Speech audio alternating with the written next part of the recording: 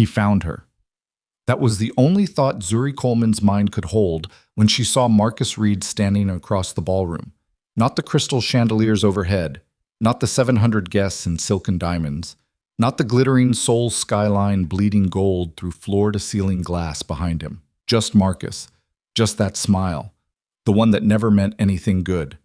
He lifted his champagne glass in a slow, deliberate toast, his eyes locked on hers like she was something he'd misplaced, and was very pleased to have found again.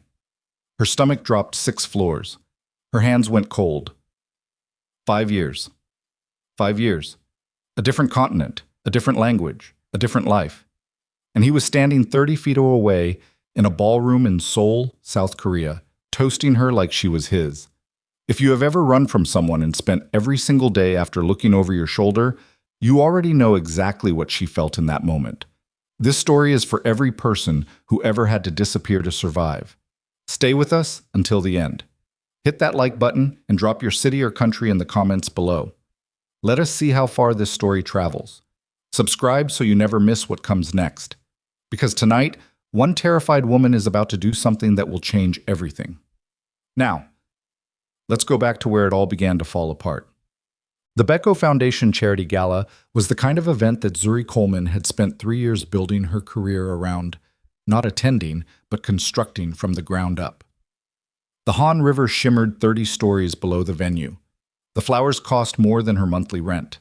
She had personally negotiated the catering contract, approved every table arrangement, and walked the entire ballroom at 6 that morning to make sure the lighting didn't wash out the centerpieces. She was good at this.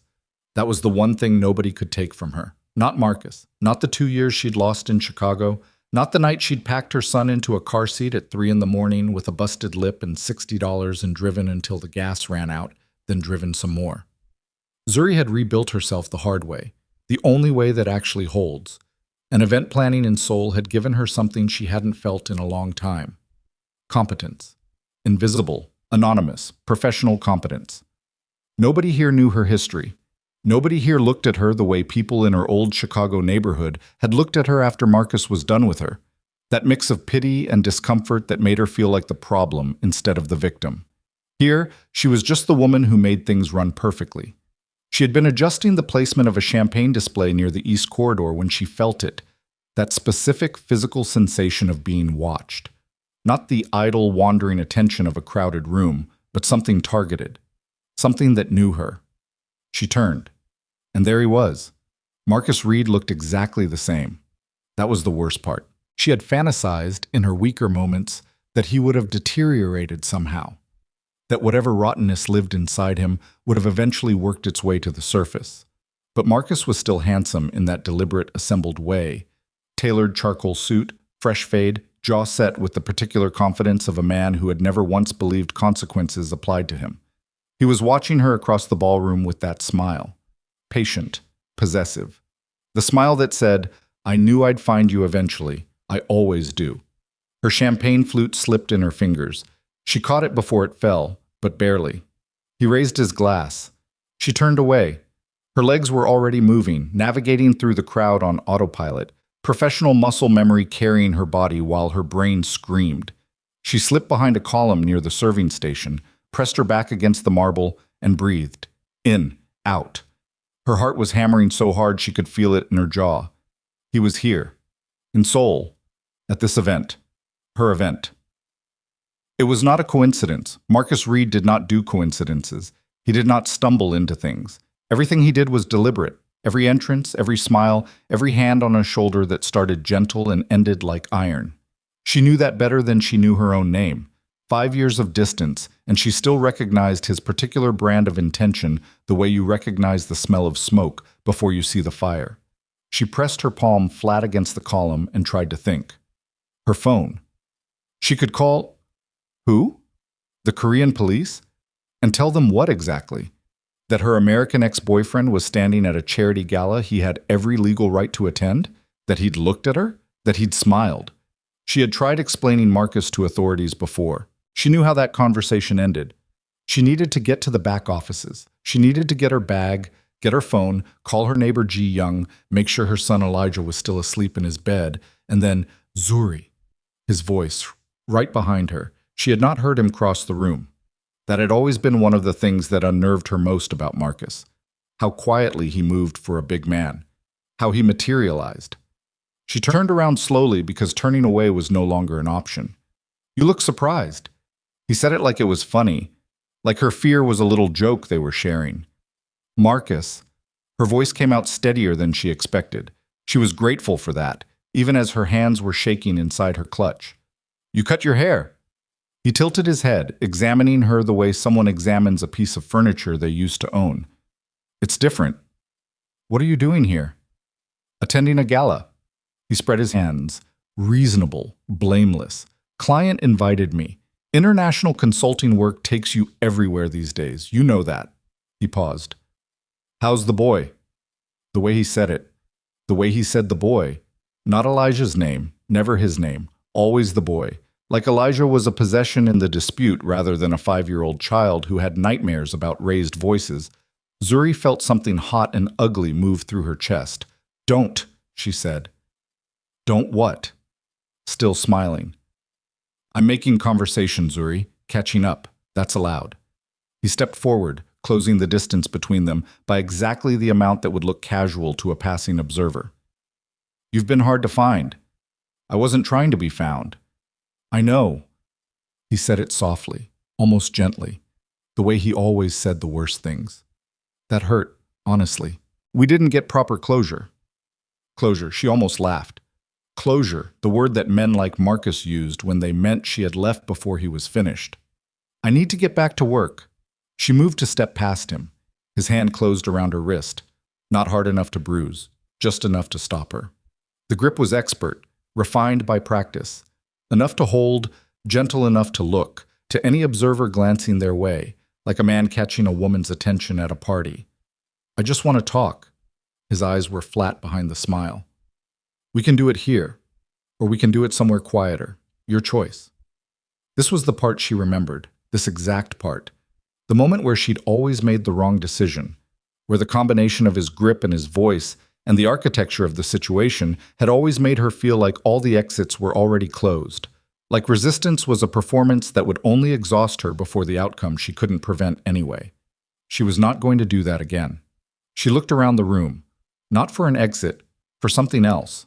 Some way to make him understand in the only language Marcus Reed had ever respected, that she was no longer available for this, that she had someone, that she was claimed, that coming after her would cost something. Marcus didn't respond to pleading. He didn't respond to reason. He responded to hierarchy. He responded to the threat of something larger than himself, which was a very short list. Her eyes moved through the crowd the way her eyes had learned to move in the years she'd spent rebuilding herself, cataloging exits, reading body language, assessing who held weight in a room. Years of trauma had given her a particular gift for identifying power. The way people made space around certain individuals without being asked. The way conversation shifted when someone specific walked past. She had noticed him earlier in the evening, not because he was particularly loud or visually remarkable, but because of the opposite, because of the stillness around him. A man in a charcoal suit standing near the east windows, holding a glass of water he hadn't touched, watching the room the way a chess player watches the board between moves. Men in his vicinity stood straighter. When he moved through a cluster of guests near the bar, the cluster parted 2 seconds before he arrived, as if they'd sensed him coming before they'd seen him. She didn't know his name. She knew enough. Marcus's grip tightened incrementally on her wrist. A reminder, a small demonstration that the conversation was not over on her schedule. She made a decision. She crossed the ballroom in 30 seconds, moving through the crowd with the purposeful momentum of someone who belonged everywhere they went, because that was the one professional skill she'd never lost, the ability to move through a space like she owned it. Behind her, she could hear Marcus following, slower, curious about where she was going. The man by the east windows turned his head when she was still 8 feet away. She hadn't made any noise. He just turned, the way animals turn before the sound reaches them. Up close, he was colder than he'd looked from across the room. Not unfriendly, just remote. Like a very old building. His eyes were dark and clear, and they looked at her without any of the performative evaluation she was used to from men at events like this. He didn't look at her dress or her face or catalog her the way Marcus would have. He simply looked at her the way someone looks at an unexpected variable. She had 3 seconds before Marcus reached her. "I know this is insane," she said quietly, directly, looking straight at him. "And I'm sorry in advance, but my ex-boyfriend is behind me and he used to hurt me, and he's about to make a scene and I need him to think I'm with someone. I need you to—" She stopped. She couldn't quite push the words out. Behind her, she could hear Marcus saying her name, that particular tone, Zuri, his property notification tone. "Please," she said. The words scraped coming out. She had not said that word to a man in 5 years, and she felt what it cost her even now. "Please kiss me. He's watching." The man in the charcoal suit looked at her for one long second. Then he set down his untouched glass of water. He moved. His hand came up to the side of her jaw. Not grabbing, not pulling, just settling there, warm and certain, the way you'd frame something valuable. And then he kissed her. It was not a performance. That was the thing that hit her sideways. She'd expected something theatrical, something that communicated, "I am doing this woman a favor." Instead, it was deliberate and calm and unhurried, like a man doing exactly what he had decided to do and not particularly concerned about the audience. The ballroom noise receded. She was aware distantly of heads turning, of the particular hush that moves through a crowd when something unexpected happens at its center. She was also aware that her heart rate, which had been hammering since she'd seen Marcus across the room, had done something strange. It hadn't slowed. It had shifted, become something other than pure fear. When he stepped back, his hand was still at her jaw. His expression had not changed. Behind her, Marcus had gone quiet. She turned, carefully. Marcus was standing 7 feet away, and his face had done something she had never once seen in 2 years together. The confidence, that impermeable architectural confidence he wore like a second suit, had cracked. He was looking at the man behind her the way Zuri had once seen a dog look at an oncoming car. Something in him had processed information that his ego hadn't caught up to yet. "Everything all right?" The voice behind her was calm and carried, somehow, without being raised. Marcus looked at Zuri, then at the man, then back at Zuri. "We'll talk," Marcus said. Still smiling, but the smile had gone rigid at the edges. He turned and walked away. Zuri stood there for a moment and just breathed. Then she realized she was still standing very close to a complete stranger who had just kissed her in front of 700 people at one of Seoul's most exclusive events, and she turned around to deal with that. He was watching Marcus leave with an expression she couldn't read. Not triumphant, not even particularly interested, more like a man confirming a piece of information he already had. "Thank you," she said. It came out smaller than she intended. "I'm sorry, I didn't have a better option. I can explain." "You already did," he said. He looked at her then, direct, unhurried. "My name is Kang Min-jae," he said, like he was giving her something to hold. She didn't know what that name meant yet. She didn't know what she'd just stepped into. She didn't know that by morning his name would be in every headline, or that the photographs of that kiss, taken by 3 different guests with 3 different phones, were already making their way out of the ballroom and into the world, where they would dismantle her careful, rebuilt life piece by careful piece. She didn't know any of that yet. All she knew was that she was still standing, her wrist was no longer in Marcus's grip, and the man in front of her was watching her with dark, patient eyes, waiting to see what she would do next. She squared her shoulders. Old habit. The one that had gotten her out of Chicago. "Zuri Coleman," she said. Something shifted in his expression. Not quite a smile. Something quieter than that. "I know," he said. "I know," he said. Those 2 words sat in the air between them, and Zuri couldn't decide if they were reassuring or the most unsettling thing anyone had said to her all evening. She waited for him to explain. He didn't. That was the thing about Kang Min-jae that she would keep running into. He never explained himself the way normal people did, filling silence with noise to make other people comfortable. He simply said what he meant and let the weight of it land wherever it landed. Around them, the ballroom had resumed its own noise, glassware, string quartet, 700 people pretending they hadn't just watched something unusual happen near the east windows. But Zuri could feel eyes still grazing them. The particular sticky attention of people who had witnessed something they weren't sure how to categorize. "You know my name," she said. It wasn't quite a question. "You organized this event." He said it without inflection. Your name is on the production brief. That was logical. That was a normal answer. She told herself to accept it as such and not read anything else into the way he'd said it.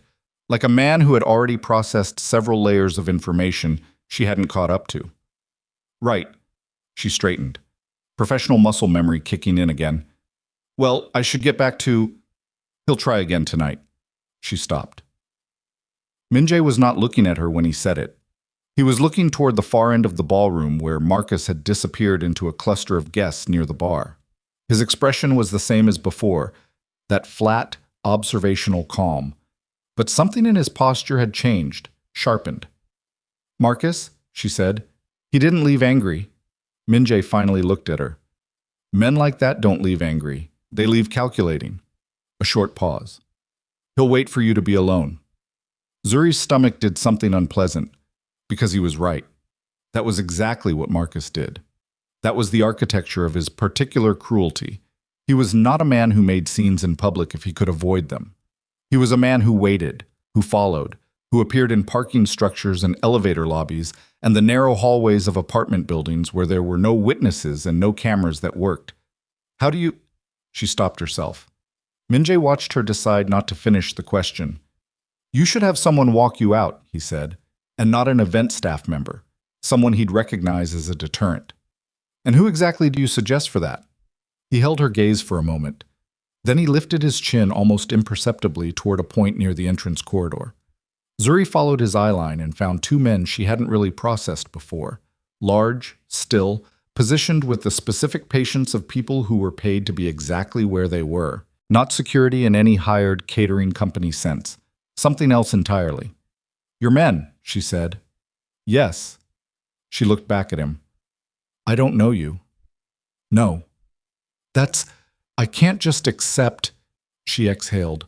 Why would you offer that? He considered this like it was a mildly interesting question rather than the obvious, screaming one. You asked me for something in front of a room full of people who know my name, he said. That's not a small thing. What happens to you tonight is now, in some sense, connected to what I chose to do. It was the most honest non-answer she'd ever received. She wanted to argue with it. She wanted to say she didn't need his protection, that she'd been managing herself for 5 years, that she had a system, Ji-young next door, 3 locks on the door, a bag always half-packed. She wanted to say all of that, and she didn't, because she was standing in a ballroom in Seoul, where Marcus Reed had just materialized out of 5 years of silence, and she was, underneath all her professional composure, genuinely frightened. Fine, she said. The word came out clipped. She hated herself a little for it. Thank you. He nodded once and reached into his jacket. He produced a plain white card with a phone number on it. No name, nothing else. He held it out and she took it, careful not to let their fingers touch this time, and she was not going to examine why she'd been careful about that. She went back to work. For the next 90 minutes, she managed the event with the focused automation of someone running from their own head. She handled a catering delay, talked down a minor crisis involving the seating for a government deputy's wife, and smiled at approximately 40 people who were either clients or potential clients or people who liked to be smiled at by event planners because it made them feel the evening was going correctly.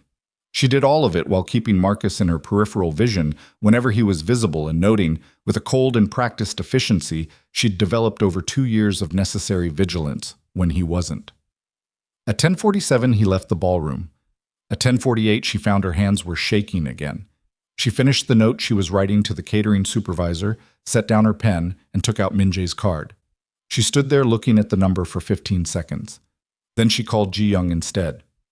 Ji-young picked up on the second ring, which meant she was awake, which meant Zuri felt the knot in her chest release by about 12%. She kept her voice level and quiet, habits, and asked Ji-young to check on Elijah, make sure the door was locked, and stay over if she could manage it. Ji-young, who had known Zuri for 3 years and understood without being told what this kind of careful, quiet request meant, said she'd already made tea and wasn't going anywhere. Zuri hung up and breathed for a moment. Then she spent the remaining 40 minutes of the event doing her job, and when the last guest was through the door and her team was beginning breakdown, one of Min-jae's men appeared beside her, quiet, unassuming, just there, and walked with her through the service exit, down the elevator, and to the car that drove her home. She did not ask how they knew where she lived. She was too tired to find that alarming, which should have been alarming in itself.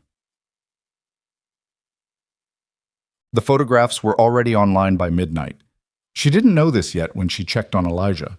Asleep in his racing car pajamas, one arm flung over his head, face slack and perfect with the specific beauty of sleeping children.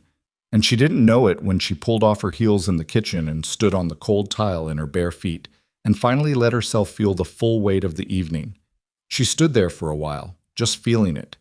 The fear, the exhaustion, the strange jangling residue of the kiss, which she was not going to think about, and the fact that Marcus was in Seoul and her careful, quiet life had a crack in it now. She found out about the photographs at 6:14 in the morning when her phone began to ring and did not stop. Her supervisor at the Lotte Hotel called first. His name was Director Choi, and he was a measured man who chose his words with the care of someone who understood that the wrong combination could constitute a lawsuit, and even he sounded strained. The call took 4 minutes.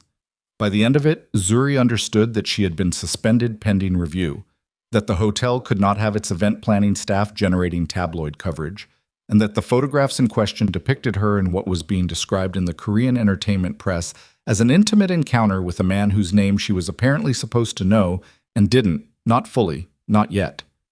She hung up and looked up Kang Min-jae. She sat on the edge of her bed in the gray morning light and read for 12 minutes, and the world got progressively colder around her. Kang Min-jae, 38. CEO of Baeko Holdings, a conglomerate with interests in construction, shipping, financial services, and real estate across 7 Asian markets. Philanthropist.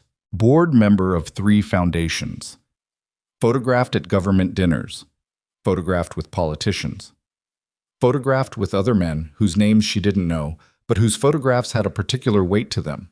The weight of men who existed above the ordinary architecture of cause and consequence. And then, if you kept reading past the official sources, past the press releases and the financial columns, you found the other things, the rumored things, the things that Korean gossip columns said with the careful indirection of people who understood the cost of saying them directly. The Baeko Syndicate, a criminal organization with roots going back 40 years, shipping routes that moved more than declared cargo, influence in law enforcement, in prosecution, in the specific and targeted disappearance of legal problems. A man who had never once been charged with anything. A man whose name, in certain circles, was spoken the way you'd speak the name of a weather system. Something large and indifferent that was simply part of the landscape. She put her phone down. She sat very still for a moment. Then she picked it up again and called her employer back and got his voicemail and left a message that was professional and calm and completely failed to communicate the actual situation, which was that she had accidentally kissed the Korean mafia in front of 700 witnesses. Ji-young knocked on the bedroom door at 7. She came in with 2 mugs of coffee and looked at Zuri's face and sat down on the bed without being asked. "Show me," Ji-young said. Zuri turned her phone around. Ji-young looked at the photographs. There were 3 of them, from 3 different angles, and whoever had taken them had caught the moment with an unfortunate quality of composition that made the whole thing look considerably more dramatic than it had felt from the inside, and then looked at the coverage and then at Zuri. "He's very," Ji-young started. "Don't," Zuri said. "I was going to say dangerous. I know who he is now." Zuri wrapped both hands around her mug. The heat helped. "I didn't last night. I just needed Marcus to back off, and he was—" She exhaled. "He was the most dangerous-looking option in the room." Ji-young was quiet for a moment. Then, "Where's Marcus now?" "I don't know." The silence between them had texture. "You should—" "I know," Zuri said. She didn't know. She had no idea what she should do. There was no clean option in front of her. There was only a collection of bad ones arranged by how quickly they got worse. Her phone rang again. Unknown number. Korean prefix. She looked at it. Ji-young looked at it. She answered. "Ms. Coleman." The voice was not Min-jae's, male, professional, with the particular neutrality of someone whose job involved delivering information without editorial comment. "Mr. Kang would like to meet with you this morning. He understands it's early. He believes you'll want to have the conversation before the news cycle develops further." She almost laughed. Before the news cycle developed further. As if it were a weather front that could be outrun with the right footwear. "And if I say no?" A brief pause.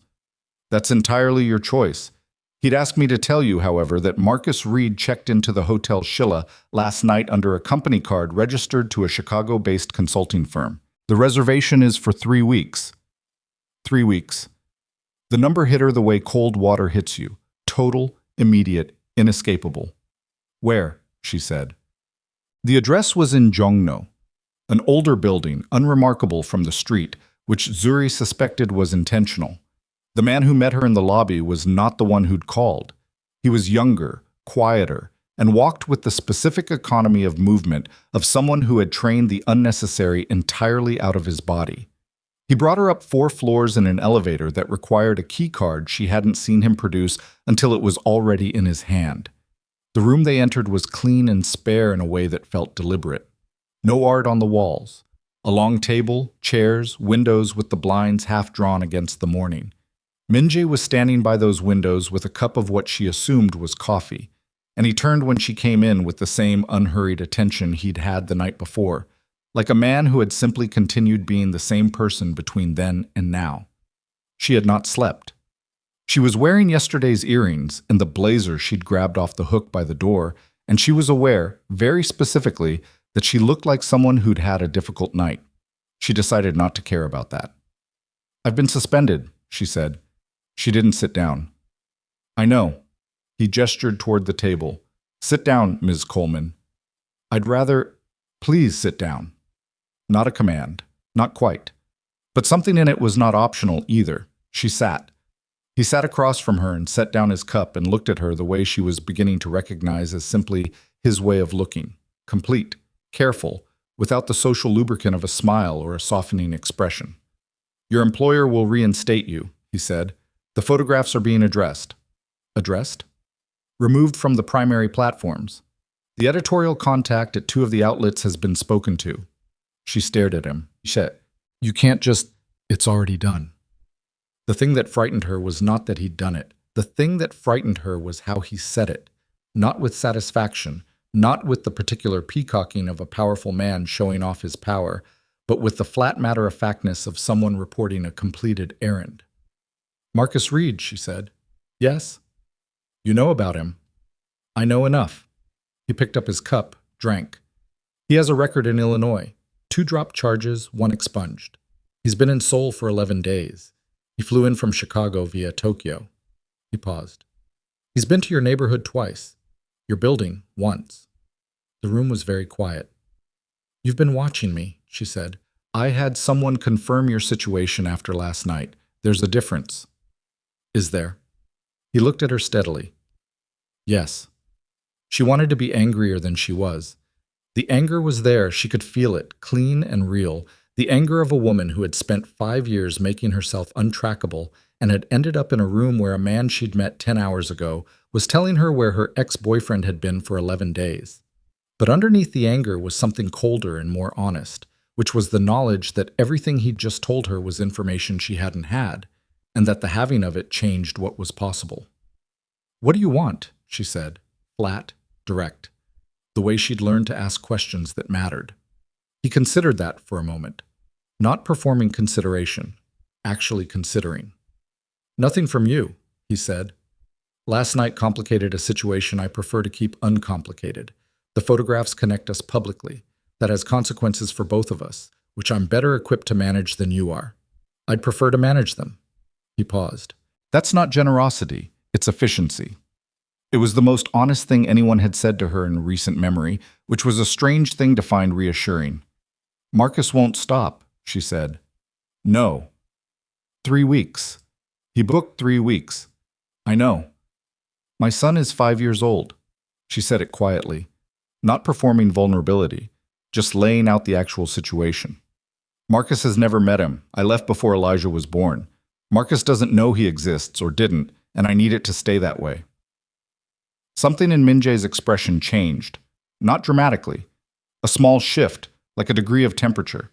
He set down his cup. "He doesn't know," Min-jae said. "I don't think so. But he will. If he's been to my building—" She stopped, pressed her lips together. "He will." The silence lasted 4 seconds. "There's a property outside Seoul," Min-jae said. "Mountains north of the city. Secured, private. I use it occasionally for operational reasons. He stopped. You and your son would be safe there. She looked at him. I understand how that sounds, he said. Do you? You'd be trading one uncertain situation for a different one. He didn't flinch from it. I'm not asking you to trust me. I'm offering you a factual alternative. Zuri sat back in her chair and looked at him. This man she had known for less than 12 hours. This man whose name, if you knew where to look, was attached to things that were not small and not clean and not part of the world she'd built for herself and her son with so much careful, painful work. She thought about Marcus standing at the end of the ballroom with his glass raised. She thought about Elijah in his racing car pajamas. She thought about 3 weeks. I want to speak to my son first, she said, and my neighbor, who's been with him. She held his gaze. And I want it understood, clearly, that this is temporary. That I'm not… She stopped, picked the words carefully. I'm not yours. Whatever last night looked like. I'm not a piece in something. He looked at her for a long moment. Understood, he said, simply, like he meant it. She nodded, stood up, reached for her phone. That was when the door opened. The young man who'd brought her up was in the doorway, and his face had done something it hadn't done in the lobby. It had tightened, the way faces tighten when the information arriving is unwelcome. He said 2 sentences in Korean, low and quick. Min-jae's posture didn't change outwardly, but something moved through him. She felt it more than saw it, like pressure shifting before a storm. He looked at her. Marcus Reed was seen outside your building 40 minutes ago, he said. Your neighbor called Korean Emergency Services. There was an incident at your door. Zuri's phone was already in her hand. She called Ji-young. It rang 4 times. 5. Then Ji-young's voice, shaken, trying not to be shaken, the voice of someone who was holding it together by the specific kind of effort that leaves marks, came through the line.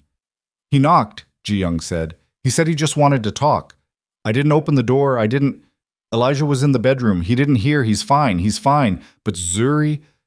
A breath. He said to tell you he'll wait. He said he has 3 weeks and nowhere to be, and you know how patient he can be. Zuri heard the words. She processed them with the part of her brain that was still running, still functioning, still doing its job. The rest of her went very still.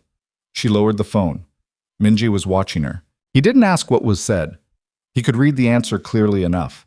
She stood in the middle of the spare, clean room with the half-drawn blinds and the morning pressing gray and cold against the windows. And she understood, with a clarity that left no room for comfort or equivocation, that the careful life she had built was no longer where she had left it. There was no version of the next hour in which she went home and locked the door and waited for Marcus to tire of this. She had tried that once before, in a different city, in a different life. And she had left that apartment with a 5-month-old son in her belly and blood on her lip and the absolute knowledge that waiting was a strategy that only worked in Marcus's favor. She looked at Kang Min-jae. He looked back at her. I need to get my son, she said. I need to get my son, she said. Min-jae was already moving before she finished the sentence. Not rushing. Men like him didn't rush, she was beginning to understand, because rushing implied you hadn't anticipated the situation. And he appeared to have anticipated most situations approximately 3 steps ahead, but moving with a quiet, decisive efficiency that compressed the space between decision and action to almost nothing. He said something in Korean to the young man in the doorway. The young man disappeared. My car will be at your building in 11 minutes, Min-jae said. My men will go up first. I'm going with them. Yes. He said it without argument, which surprised her. Get your coat. She hadn't brought a coat. She'd left the apartment in yesterday's blazer in the fog of a sleepless night and had not thought about coats. She didn't say this.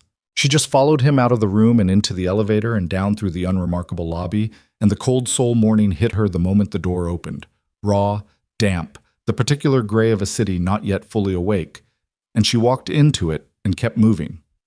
The drive to her neighborhood took 9 minutes. She spent 8 of them with her phone pressed to her ear, cycling between Ji-young and voicemail, and Ji-young again. Ji-young picked up on the 3rd attempt, sounding steadier than before, and confirmed that Marcus had left the hallway. Police had come, talked to him, found nothing actionable, watched him walk away with that same patient, reasonable smile Zuri knew better than any smile in the world. Elijah was awake now, and was eating cereal. He had asked for his mother, and Ji-young had told him she was coming. Zuri said she was coming. She hung up and looked out the window at the city moving past, and did not allow herself to feel the specific terror of that image. Her 5-year-old son eating cereal while Marcus Reed stood on the other side of his door. Because if she allowed herself to feel it fully, she would not be functional, and she needed to be functional. Min-jae was watching her, not intrusively, just aware of her. He didn't go inside, Zuri said, more to herself than to him. No. Min-jae's voice was level. He won't yet. He's still in the stage where he wants you to come to him. She looked at him, then. You know the stages. I know men who use fear as a management tool. Something in his jaw tightened briefly, barely perceptible, and then smoothed. Yes. She filed that away and said nothing else for the rest of the drive. The apartment building looked exactly as it always did. 4 floors of modest tile and an intercom panel with 3 broken buttons. And she was out of the car before it fully stopped. One of Min-jae's men was already in the lobby. Another was positioned at the base of the stairwell. She did not ask how they'd arrived before her. She took the stairs 2 at a time. Ji-young opened the door before Zuri knocked. Elijah was at the kitchen table with a bowl of cereal going soggy, wearing his pajamas. And when he saw Zuri, he did the thing he always did, that full-body, immediate thing, like a plant turning toward light. And she crossed the kitchen in 4 steps and picked him up and held him too tight. He endured it with the patience of a 5-year-old who understood, in the wordless way children understand, that his mother sometimes needed to hold on. Mama, he said into her shoulder. I know, baby. She pressed her face into his hair. He smelled like cereal and sleep. I know. She gave herself exactly 30 seconds. Then she set him down, kissed his forehead, and looked at Ji-young over his head. Ji-young looked back at her with the eyes of someone who understood the situation entirely and was choosing not to say most of what she thought about it in front of the child. The man from the car, Ji-young said carefully. He's coming up. Min-jae appeared in the doorway a moment later, and Zuri watched Ji-young's face do the thing that most people's faces did when they processed Min-jae's presence for the first time.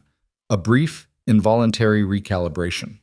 He didn't try to make himself smaller or more palatable. He stood in her doorway, the same way he stood everywhere, and looked at the apartment with the same systematic attention he brought to everything, and then his eyes landed on Elijah. Something in Min-jae's face changed. It was small. Zuri almost missed it. A kind of stillness within the stillness. The way a body stops moving when it encounters something unexpected.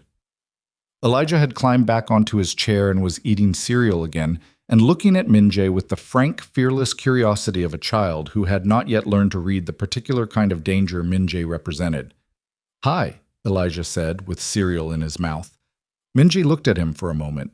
Then he said, Hello, in a voice that was quieter than Zuri had heard from him yet. She filed that away too. She was building a file.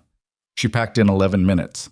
This was not difficult because she had never entirely unpacked.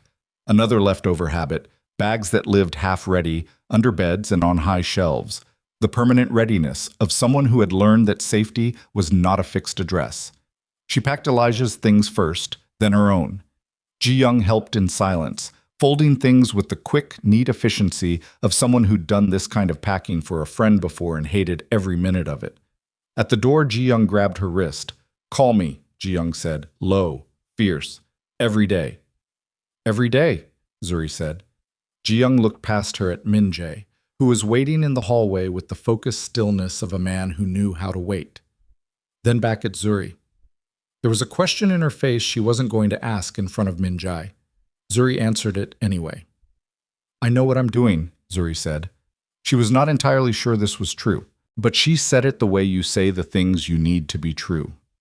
The property north of Seoul took 40 minutes to reach on roads that grew progressively narrower and less traveled, climbing through pine-covered hillsides into the kind of elevation where the city became theoretical, a glow behind mountains, a concept rather than a presence. Elijah fell asleep against Zuri's arm 20 minutes in, his weight warm and total, and she watched the trees move past the window and tried to construct a coherent plan from the available material.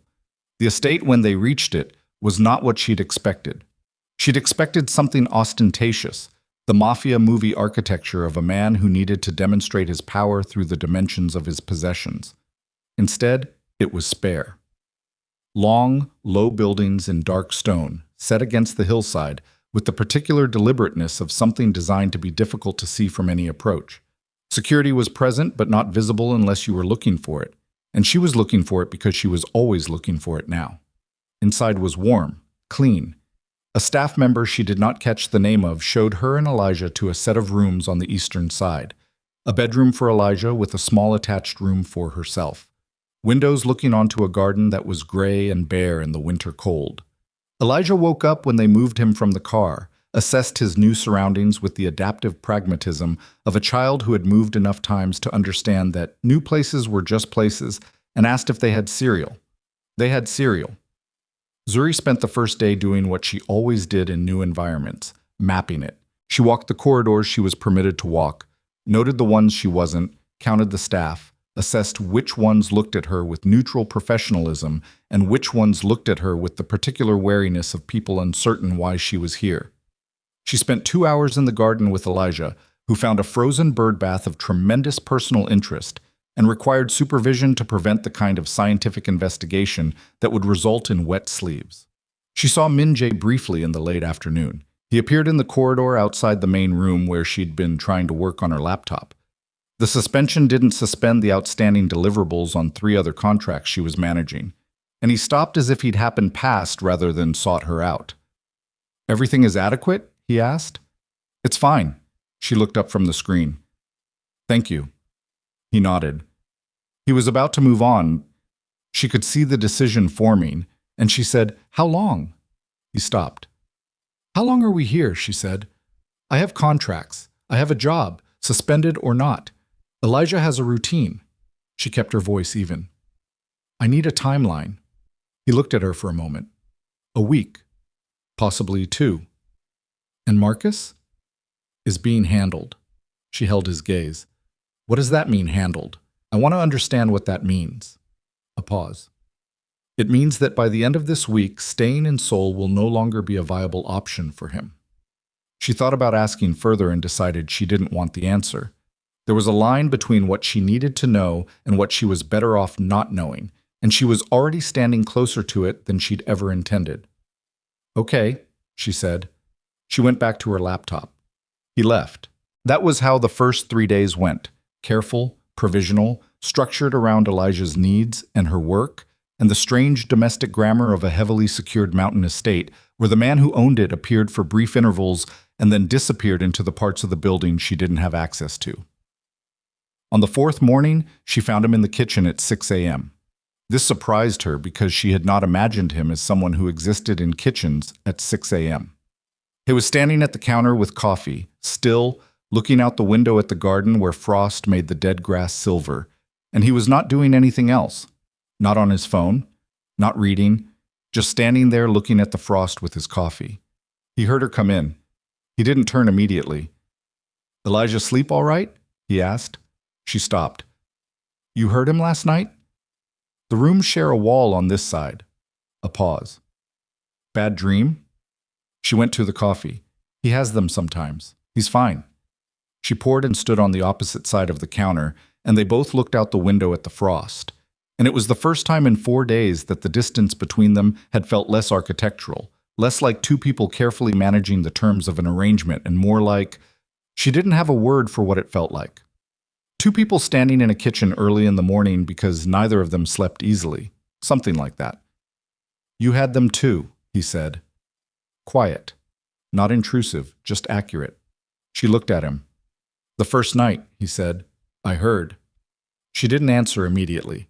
She was deciding how much truth she had capacity for at 6 in the morning in a stranger's kitchen. "I've had them for years," she said finally. "They're not as bad as they were." He nodded. He didn't offer a response shaped like comfort, which she appreciated.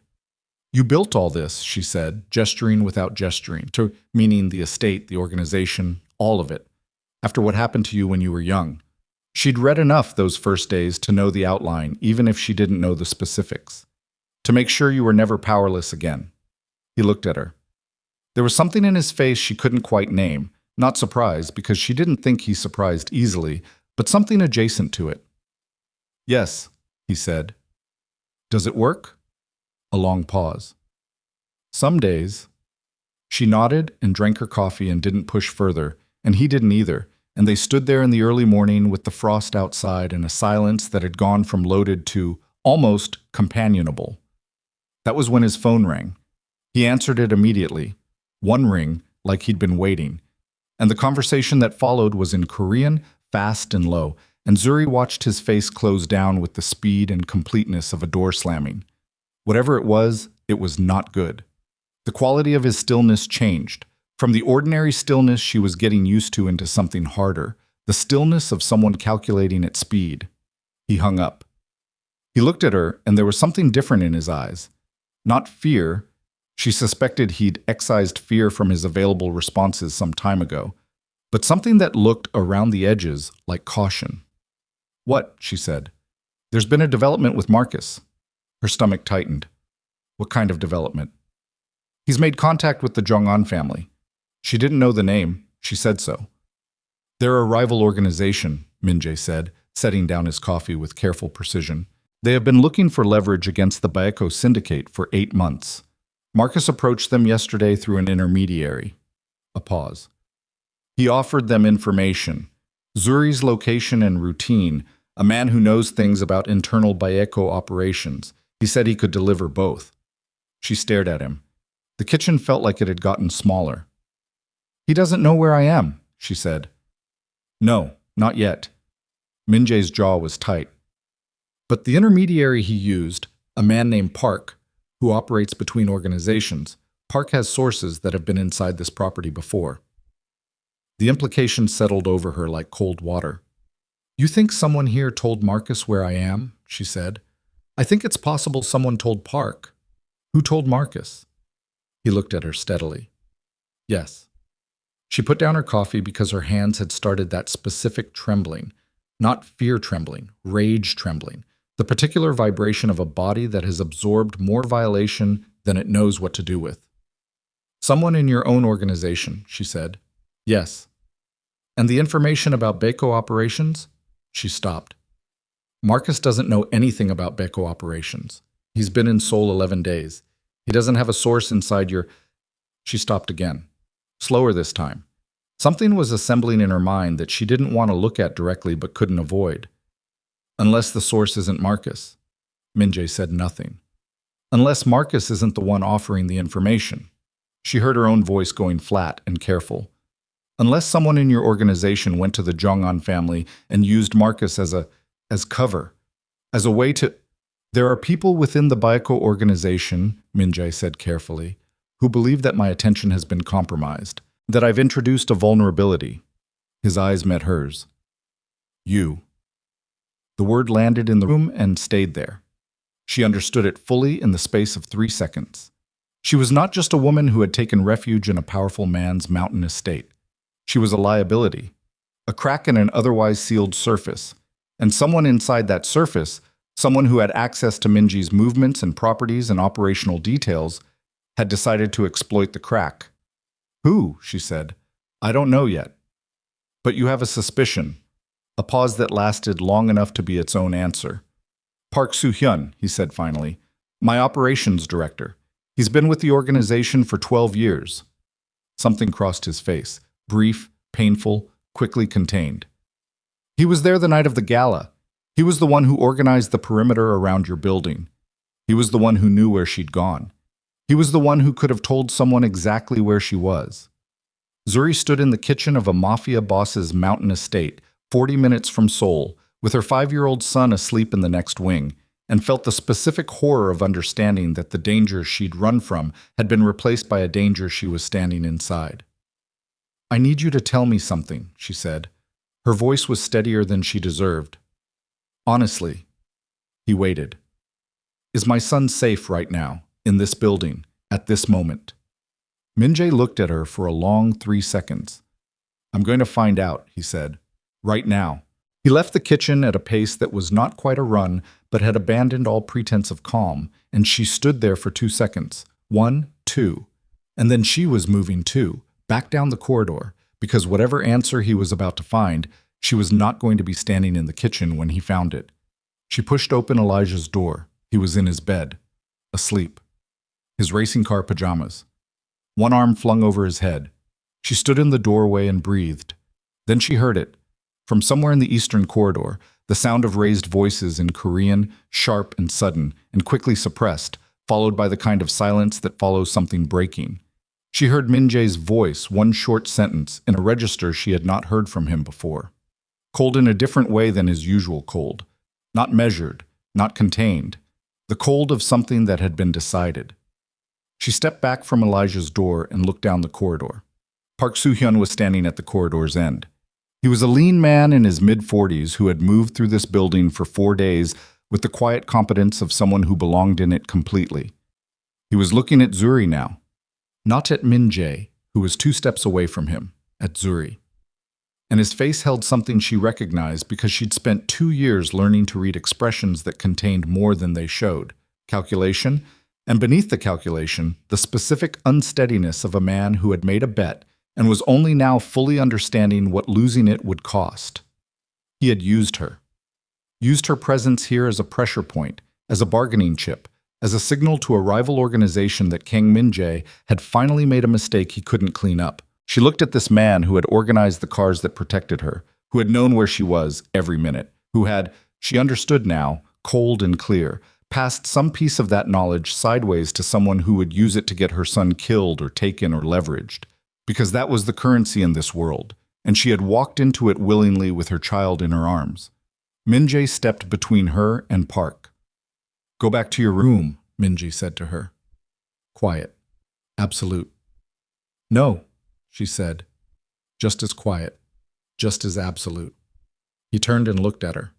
Whatever he saw in her face made him pause. "What happens now?" she said. Not to Min-jae, to Park. Directly. Because she needed Park to understand she was not a piece of furniture in this. She needed him to look at her and understand she was the full situation. "What did you tell them? What did you give them?" Park said nothing. His eyes moved to Min-jae and then back to her. "Your location," Park said finally.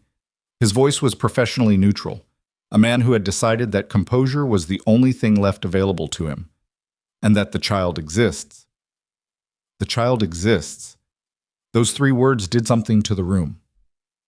Min-jae's posture changed in a way she had no language for, a kind of absolute compression, as if every molecule of him had pulled inward to a single point of contained lethal stillness. She had understood, in an abstract way, that he was dangerous. She understood it concretely now, in her body, the way you understand fire is hot when you feel the heat before you touch the flame. She thought about Elijah, about Marcus, about a rival crime family that now knew a 5-year-old boy existed and where he slept. She thought about this woman she'd been 2 days ago, standing in an early morning kitchen thinking the worst was over. She thought about the woman she'd been 5 years ago, in Chicago, believing the same thing. She was finished being that woman. "Then we have a problem," she said, and her voice came out level and cold and entirely unlike anything she had heard from herself before, and she knew, standing in that corridor with the frost still on the windows and her son asleep 20 feet away, that something in her had just crossed a line it was never going to uncross, and that the only question remaining was what she was going to do on this side of it. "Then we have a problem," she said, and the corridor held that sentence like a room holds smoke. Min-jae moved first, not toward Zuri, toward Park. 2 steps, deliberate, and Park held his ground with the particular stillness of a man who had already decided how this was going to go. Not the stillness of courage, but the stillness of someone who has accepted the bill and is waiting for it to come due. Min-jae said something in Korean, short, the kind of sentence that doesn't need many words because the words it uses are doing maximum work. Park answered, 1 sentence back. Then Min-jae turned to the younger man who had materialized at the corridor's end, appearing the way Min-jae's people always appeared, from nowhere, exactly when needed, and said 3 words. Park was escorted down the corridor and out of sight. Min-jae stood with his back to Zuri for a moment. She watched his shoulders, the particular way he was holding them, set, locked, the posture of a man containing something large through sheer structural will. Then he turned. "How much time do we have?" she said. "Before the Jong-un family acts on the information." He considered it. "Hours, not days." "Then we can't stay here." "No." "And we can't go back to Seoul." Not yet. She looked at him. Where does that leave us? He held her gaze and she saw him doing the things she'd watched him do twice before, running through variables, discarding options, arriving at the one he hadn't wanted to arrive at. The face of a man whose contingency plans had contingency plans and was now on the last of them. There's a secondary location, he said, 3 hours east, coast, smaller. Only 4 people know it exists. He paused. Park is not one of them. You're certain? Yes. She believed him. She wasn't sure why she believed him. She wasn't sure trusting this man's certainty about anything was a rational behavior. But she'd been reading People for Survival since she was 19 years old, and something in the specific quality of his certainty felt like bedrock rather than performance. I need to get Elijah up, she said. He's going to be difficult about it. He doesn't like being woken early. Something moved across Min-jae's face that she didn't have a name for. We have 20 minutes, he said. She went. Elijah was difficult about it. He was 5 years old and had been removed from his bed in the dark before, and understood at some level that this was not normal, and his resistance was not tantrum resistance, but the quieter, more unsettling resistance of a child who is beginning to understand that normal is not a reliable condition. He pressed his face into Zuri's neck and held on, and she held back and kept her voice level and warm while her mind was running hard in a completely different direction. We're going somewhere new, she told him. It's near the ocean. You've never seen the ocean. He pulled back and looked at her. The real ocean? The real ocean. He considered this with the gravity of a 5-year-old weighing significant information. Are there fish? Probably. Can I see them? We'll try. He got up. She carried him to the car because it was faster than walking him, and because she needed to feel his weight in her arms, needed the physical fact of him, needed something solid in a morning that had gone abstract and dangerous faster than she could track. Min-jae was already outside. 2 cars, engines running, exhaust rising in the cold dark. His men moved with coordinated speed that was not frantic. That was the thing about trained people, she was learning, the absence of franticness, the way even urgency had a certain organized quality that made it more frightening rather than less. She buckled Elijah into the back seat. I was already going back to sleep, head listing sideways, fighting it with the losing determination of the very young. She got in beside him. Min-jae got in the front. They left. The 3 hours were quiet. Elijah slept. The road unspooled through mountains, and then through flatland, and then through the particular darkness of coastal approach, where you smell the sea before you see it. Zuri did not sleep. She sat with her son's head against her arm and watched the dark out the window and thought about Park Soo-hyun's face when he'd said the child exists. Not triumphant, not malicious, just professional. Reporting a fact. Using a 5-year-old as leverage with the same emotional register as reporting a shipment. She thought about the kind of world that produced men who talked that way. She thought about the fact that she had walked into that world willingly, with her son, because the alternative had been Marcus, and she was beginning to understand that she had not escaped anything. She had traded one dangerous man for a situation containing multiple dangerous men, and had been so focused on the immediate threat that she had not fully accounted for the field she was entering. She thought about what she was going to do about that. By the time the car stopped, something in her had settled. Not calmed, settled. The way sediment settles to the bottom of a disturbed container. Everything still present, nothing resolved, but the particles at rest and the water clear enough to see through. The coastal property was smaller than the mountain estate, a single-story structure built into a low cliff face, looking out over the yellow sea. The water was gunmetal in the pre-dawn light, and the wind off it was sharp enough to make her eyes water immediately.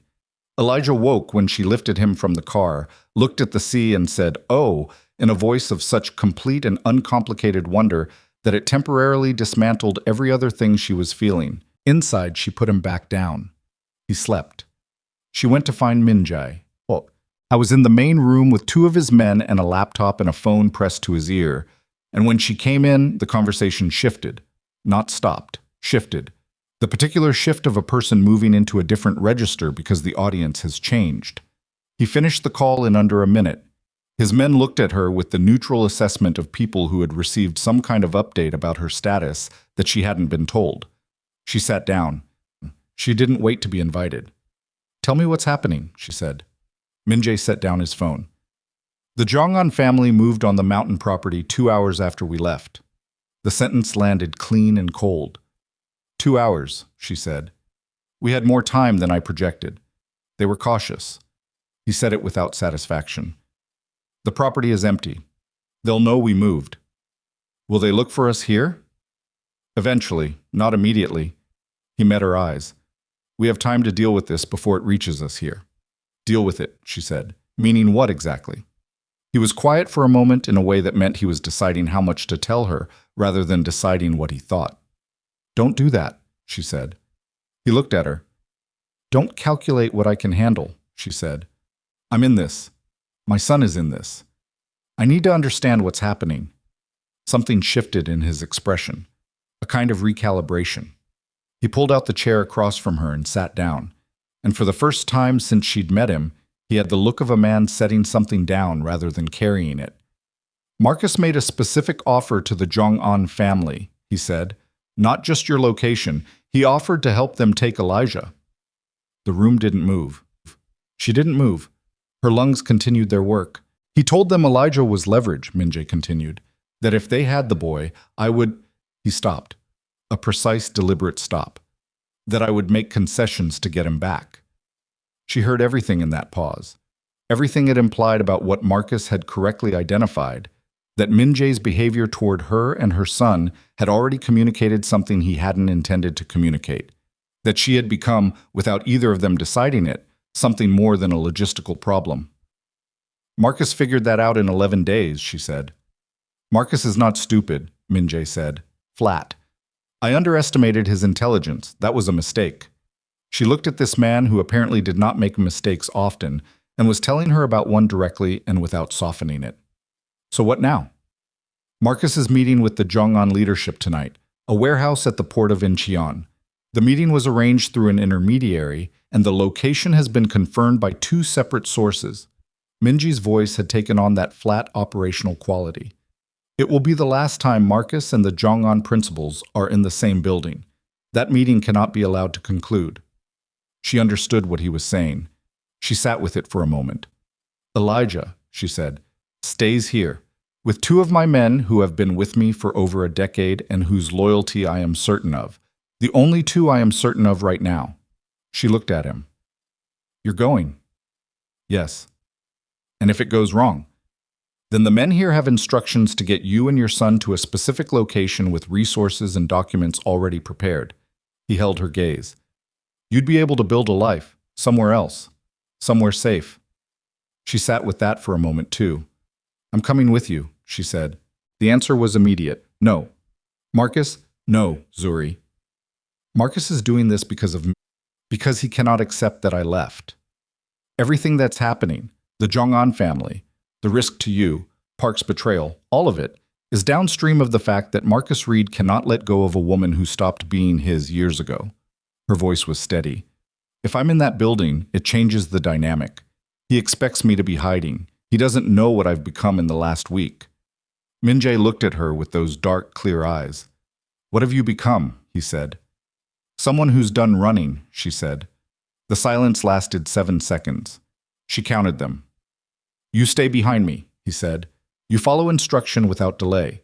If I tell you to get down, you get down. If I tell you to move, you move. He said each sentence with the weight of a term in a contract. Not after you've assessed the situation. Not once you agree. Immediately. Yes, she said. And you don't go near Marcus without me. She held his gaze. Agreed. They left at 9 that evening. Elijah was asleep. She stood in his doorway for 3 minutes and memorized the specific detail of him. The way he breathed, the shape of his hands, the dark curve of his lashes against his cheek. She memorized it with the deliberateness of someone who understood that the next few hours were not guaranteed. Then she left. The drive to Incheon took 90 minutes. She spent them in the back of the car with 2 of Min-jae's men on either side of her, and Min-jae in the front making and receiving calls in quiet Korean. She had been given a jacket that was heavier than it looked and told not to wear her own shoes. She'd been given flat, silent-soled ones instead, the kind of shoes that did not announce footsteps.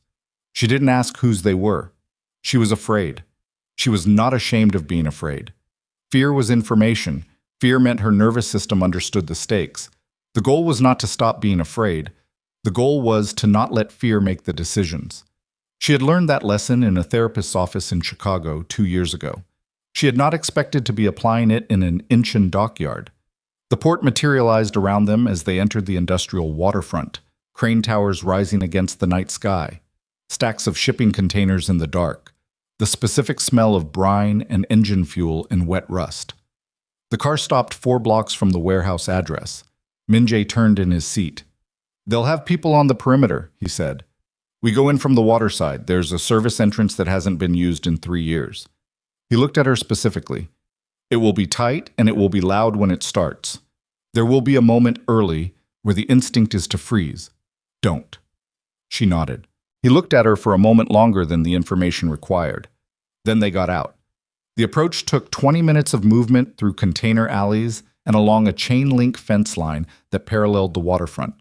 She moved where Min-jae moved, stopped when he stopped, and did not freeze when the distant, sharp crack of something, a warning shot from the Jong-on perimeter, aimed elsewhere, covering another of Min-jae's teams approaching from the north, split the air and her adrenaline spiked hard enough to taste.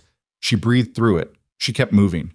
The service entrance was a corrugated metal door on a rusted track, and it took 2 men to slide it open with minimum noise and maximum effort, and then they were inside. The warehouse interior was vast and dark except for the center, where temporary lighting, construction floods, industrial, harsh, threw a white circle of visibility over a cluster of men around a folding table. She counted from the shadows. 14, maybe 15. The Jeongan contingent on the left, 6 men, and their principals, 2 of them, older, hard-faced, the particular economy of movement of men who had not personally done the dangerous things in a long time, but had not forgotten how they were done. On the right, Marcus. Marcus with 2 men she didn't recognize. Americans, probably, given how they stood. A particular American physical confidence, shoulders back and wide, the body language of people who had not yet learned that they were somewhere the rules were different, and Marcus himself. He was standing with his back partially to her, talking. She could hear the cadence of it without the words. Smooth, reasonable, the voice she'd heard for 2 years telling her things that weren't true, in tones that made them sound like the only possible reality. He was selling something. He was always selling something. She watched him from the dark. Min-jae's hand found her wrist. Not gripping, just landing there, a point of contact. He was looking at her rather than at the lit circle of men, assessing. She made her face neutral. She nodded. He released her wrist. Then it began. It began the way Min-jae's decisions began, without announcement. One moment the warehouse was a contained scene of men doing criminal business in harsh light, and the next moment the north entrance came off its hinges with a sound like a car crash, and 4 of Min-jae's men came through it with the coordinated speed of people who had practiced this particular entry, and the Jeongan perimeter inside the warehouse reacted exactly as trained men react to a sudden breach, turning, drawing, moving, shouting. And the man standing next to Zuri pulled her sideways behind a stack of wooden pallets before she had registered the need to move. She hit the concrete on one knee. Hard.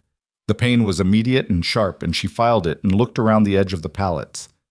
Chaos in the lit circle. Not gunfire yet. The kind of standoff that precedes gunfire, where everyone has drawn and no one has fired, and the room is a collection of loaded decisions. She could hear voices, Korean, rapid, the particular cadence of commands, and Marcus's voice cutting across it in English, the single phrase, "What the hell?" Then she saw him. Marcus had been pushed to the back of the Jong-on group by the 2 Americans, who had apparently reacted faster than the Koreans around them. He was looking toward the north entrance. His face had stripped itself of the reasonable salesman's expression, and what was underneath it was the thing she'd spent 5 years running from. Pure, calculating fury, the face of a man whose plan has been interrupted and who is already building the next one. He hadn't seen her yet. Min-jae stepped into the light. The effect was immediate and physical. The way a temperature drop is physical, the way you feel it in your body before your mind names it. The Jong-on principles straightened. The drawn weapons held but didn't advance. Even the 2 Americans seemed to receive some signal from the men around them because they stilled. Min-jae stood at the edge of the lit circle in his dark coat and looked at the assembled men with the expression of someone who has arrived at a meeting he called. This doesn't need to become what you're all holding it to become, he said. His voice carried the width of the warehouse without effort. The Jeongan family has interests I am prepared to discuss. What they don't have is a claim on anything in this building. One of the older Jeongan principals, thicker, gray-haired, a scar along the left side of his jaw that was old enough to be biography, spoke in Korean. Min-jae answered. The exchange was brief and its outcome was not yet clear from tone alone. Then Marcus spoke. He's bluffing. Marcus's voice addressing the Jeongan men directly, confident, carrying. He came in here with what, 8 men? You've got 15. He's not the position of strength he's pretending to be. Min-jae did not look at Marcus. This, she understood, was deliberate, refusing to acknowledge him as a principal, as someone with standing, as anything other than a complication. The gray-haired Jeongan man looked at Marcus, then at Min-jae. The calculation on his face was visible even across the warehouse. He was running numbers, assessing. Marcus pressed. The woman, he said. Where is she? Because if Coleman's not here, then he's left himself exposed at whatever hole he's stashed her in, and that means, I'm here. Her own voice surprised her. She hadn't decided to speak. It came out of her the way things come out when you have stopped running, direct and flat, and without the particular vibration of fear she'd spent years fighting to suppress. She stepped out from behind the pallets. Every head in the warehouse turned. Marcus found her across the space, and she watched his face move through 3 expressions in 2 seconds. Shock, then something hungry, then the smile. The same smile from the ballroom, patient, possessive. Zuri, he said. Warm, like they'd run into each other at a mutual friend's party. There you are. She walked forward, not fast, not slow. The walk of someone who knows exactly where they're going. She heard Min-jae's sharp intake of breath behind her. She heard the man who'd been watching her take a step to intercept. She kept walking. You should stay. Min-jae, low and tight, from her left. I know what I'm doing, she said. She wasn't sure this was true. She kept walking. She stopped 8 feet from Marcus, close enough that his face was fully readable, close enough that she could see the precise quality of his certainty, the unshaken, architectural certainty of a man who had never once looked at her and seen something he couldn't manage. She let him look at her. You look different, he said. I am different, she said. You say that. The smile didn't move. But here you are, in a warehouse in Korea, still running, still hiding behind. He tilted his head toward Min-jae. Whatever this is. I'm not hiding behind anything, she said. I'm standing in front of you. Because he brought you here. Because I chose to be here. She held his gaze. That's the difference, Marcus. Between you and every other choice I've made in my life. When I left you, that was a choice. When I came here tonight, that was a choice. You've spent 5 years telling yourself some version of the story where I belong to you and made a mistake and need to be corrected. She paused. There's no version of that story that's true. He looked at her. The smile was still there, but it had thinned. Where's the boy? He said. She felt the words like a physical impact. Not in her face, lower, in her sternum. She did not let it show. He doesn't exist for you, she said. He has never existed for you. He is not part of any conversation you and I will ever have. That's not really your call. Marcus spread his hands. Biologically. You are not his father. Her voice came out cold and absolute. You were never in that role and you will never be in that role. And if you say the word biologically to me one more time in relation to my child, I want you to understand very clearly that there is not a room, not a country, not a distance that will feel like enough after tonight. Something in his eyes shifted. The smile faded by a degree. Not hurt. Marcus did not do hurt. Not really. But recalibrated. She had said something that landed differently than what he'd expected. The gray-haired Jeongan principal said something then, in Korean, and the quality of the room shifted. Min-jae answered. The exchange was 3 sentences. The Jeongan principal looked at Marcus with an expression that had changed from the expression of a man considering a business partner to the expression of a man reconsidering a liability. Marcus felt it. She could see him feel it. The room's temperature changing around him, the specific vulnerability of a man who has been used as a tool and is now watching the person who used him reassess his value. You're done, she said to Marcus, quietly. Whatever you thought you were building here, with these men, using my son as a bargaining chip, you're done. They see you now. Not the pitch. You. Shut up, Zuri. They see a man who crossed an ocean to terrorize a woman who left him. She kept her voice level. That's not leverage. That's not a resource. That's a problem they don't want. The gray-haired principal spoke again. One of the Jeongan men moved toward Marcus's two Americans, not aggressively, just positioning. The Americans looked at each other with the particular look of men understanding that the situation had developed beyond their briefing. Marcus looked at the Jeongan men, at the room, at Min-jae. Then he looked at Zuri, and his expression did the thing she'd always feared it doing in the wrong context. It went past anger, past calculation, into that flat, absolute place that meant he had decided on something and was going to execute it regardless of cost. He moved, not toward her, toward Min-jae. He covered the distance fast, faster than she expected, and had something in his hand, metal glinting in the harsh light, and she heard herself shout Min-jae's name at the same moment Min-jae turned and the shot went off. The sound in the enclosed warehouse was total and physical. Not loud the way things are loud in movies, but loud the way sound becomes pressure, becomes something the body absorbs rather than the ears process. She felt it in her chest and in her back teeth. Min-jae went down, not collapsed, one knee, one hand on the floor, the controlled descent of a body absorbing impact and refusing to fully submit to it. She saw it in the fraction of a second before everything else happened. The eruption of movement from all directions. Min-jae's men, the Jeongan men choosing sides in real time. The two Americans making the wrong decision and paying for it immediately and loudly. The gray-haired principal stepping back with his hands visible, executing a very fast calculation that ended with him sitting down on a pallet and waiting for the outcome. She was moving before she knew she was moving. She crossed the space between her and Min-jae and went down beside him, and her hands found his side. The jacket was dark, so she couldn't see, but she could feel the warmth and the wetness of it. And he was looking at her with those dark, clear eyes, not panicked, but something had changed in them, some admission of damage that his face wouldn't otherwise make. "How bad?" she said.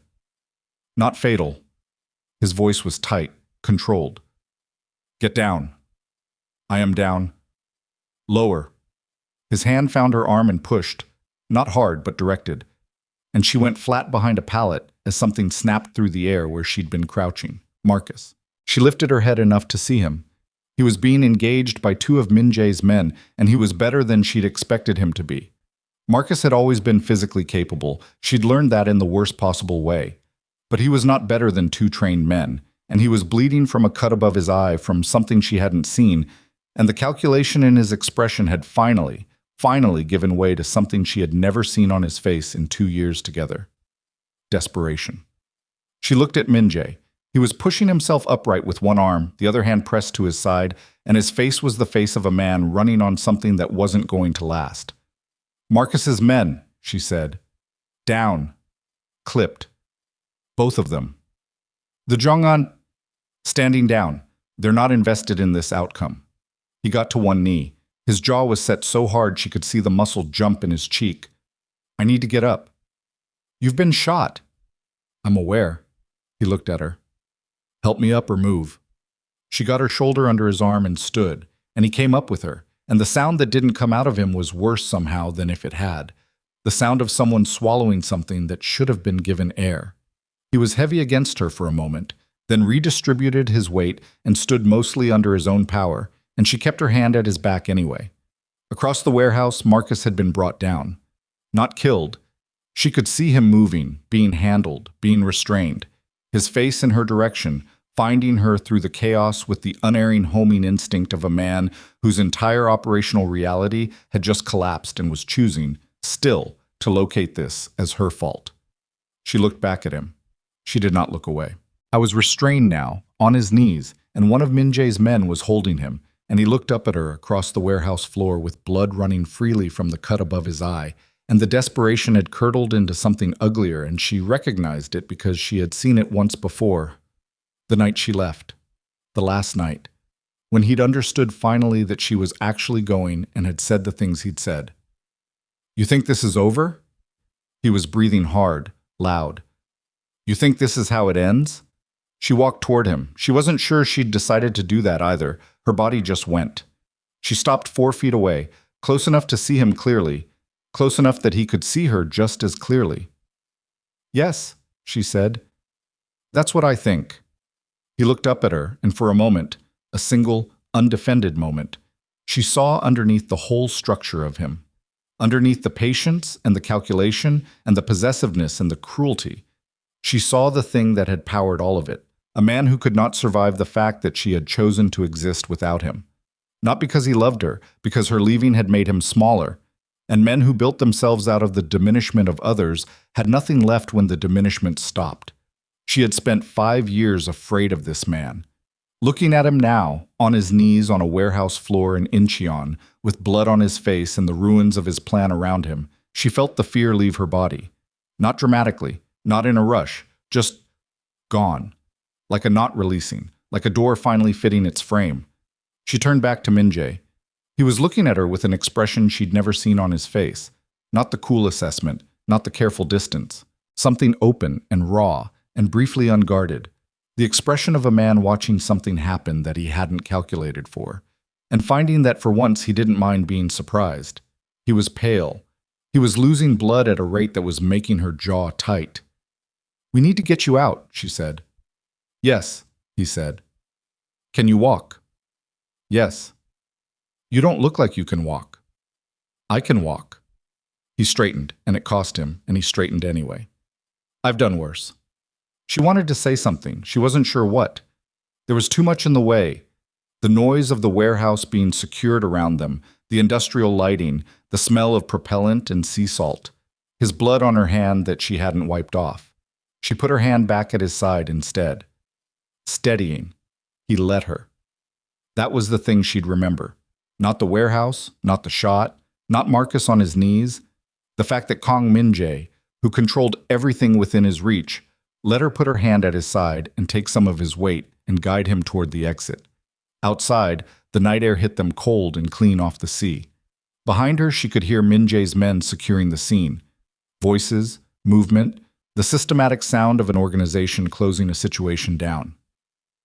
The Jong'an principals would be having a different kind of conversation now. Marcus would be having the worst night of his life, which was some distance from being enough, but was at least a beginning. She kept her hand at Min-jae's side.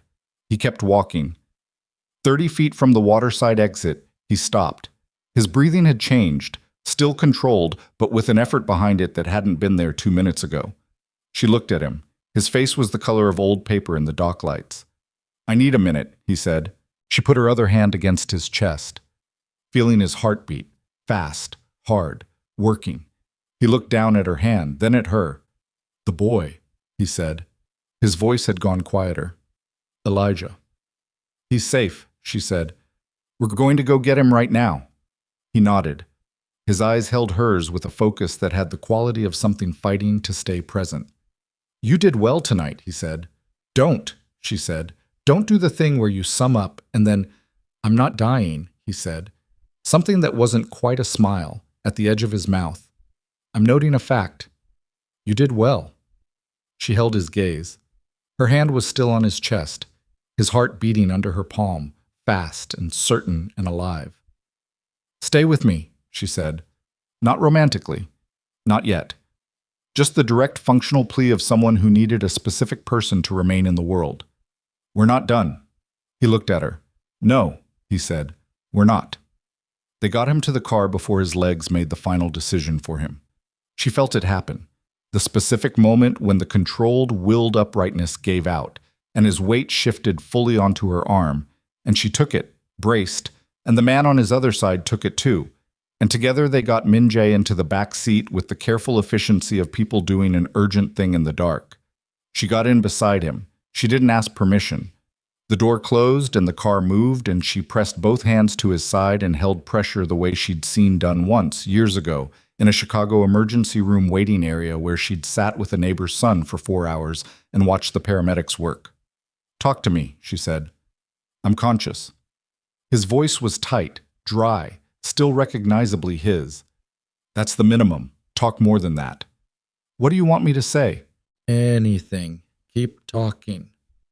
He was quiet for a moment in a way that she could feel, a man choosing words against the competing demand of staying present. The gray-haired Jong-un man, he said. Park Il-sung. He'll negotiate. He doesn't want war. He wanted leverage, and now he doesn't have any. Okay, she said. Her hands were warm and wet. She didn't look at them. The 2 Americans Marcus brought, they're nobody. Hired. They'll be released. And Marcus. A pause. He'll be held until I can make arrangements. What kind of arrangements? Legal ones. He said it carefully. I have relationships with prosecutors in 2 jurisdictions. His record in Illinois, the charges that were dropped. There were witnesses who weren't ready to speak before. They will be now. She looked at him in the dark of the moving car. You're building a case. I've been building one since day 9. His jaw tightened against something. When he first appeared at your building, she sat with that. The image of Min-jae, 4 days before she'd even arrived at his mountain property, already assembling the legal architecture that would eventually close around Marcus like a room. Not violence, not the kind of ending she might have expected from a man whose reputation was built on the capacity for it. A courtroom, a record, a verdict that would follow Marcus Reed through every door he tried to open for the rest of his life. Why legal? She said. He turned his head toward her. His face in the passing streetlight was pale and precise. Because you can't build a life on top of the other kind, he said. I know what that looks like. I've been living in it. She held his gaze for a moment. Then she looked back at her hands and maintained pressure and didn't say anything else for the rest of the drive. The hospital was private, a facility in a building that looked residential from the outside, in a neighborhood that didn't announce itself.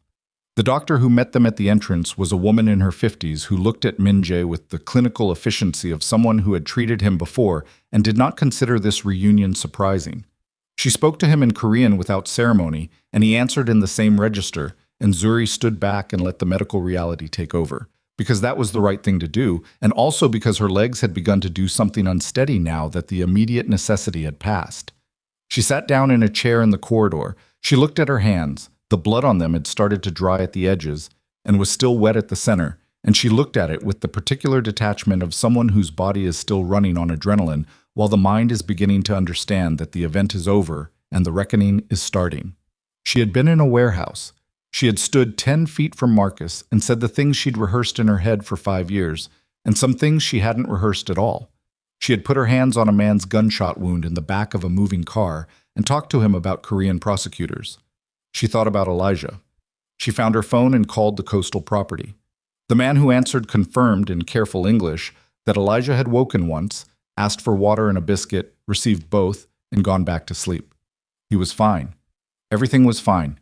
She thanked him and hung up and sat in the corridor with her hands in her lap and let her body shake for about 90 seconds, which was apparently what it had been waiting to do. Then she stopped. She breathed. She sat up.